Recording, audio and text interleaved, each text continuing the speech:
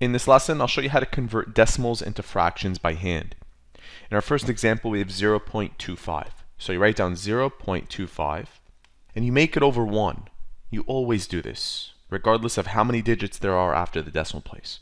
Next, you want to multiply the top and the bottom number, known as the numerator and the denominator, by 100. And the reason why I am multiplying it by 100 is because there are 2 digits after the decimal place.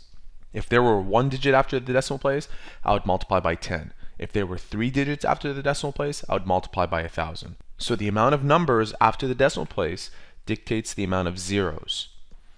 If I multiply the top by 100, I end up with 25. So notice that by multiplying this by 100, it becomes an integer. It becomes a whole number. Multiplying 1 by 100 makes 100. From here, you will have to reduce this fraction. So you can leave it as 25 over 100, or it can become 1 over 4, or a quarter. Simply find the greatest common factor between 25 and 100, and you should be able to get the lowest fraction. Before we move on to the next example, this may also be done on your scientific calculator. Click decimal 25 equals, and click ABC. If you have this button, it will convert the decimal into a fraction. In this case, 1 over 4.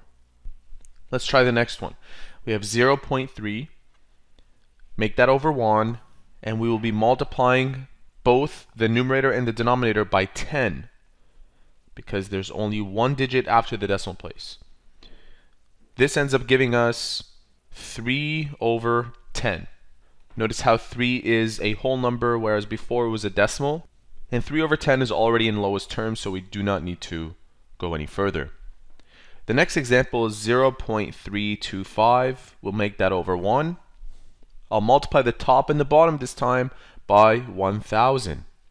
Because only if I multiply by 1,000 does this become an integer.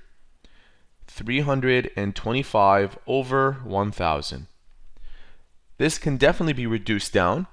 You can start to chip away at it by dividing the top and the bottom by 5, but also 25 works as well. If I divide the top by 25 and the bottom by 25 to reduce this, I end up with 13 over 40.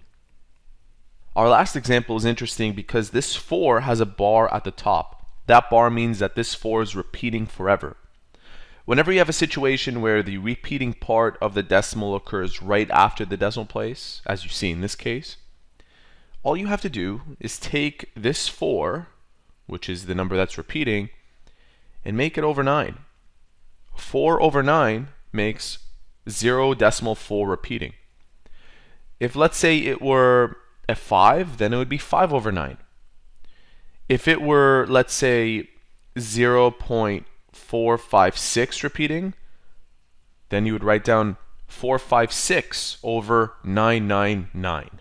So the number of digits that are repeating dictates how many 9s we will place in the denominator. So again, this would be 456 over 999.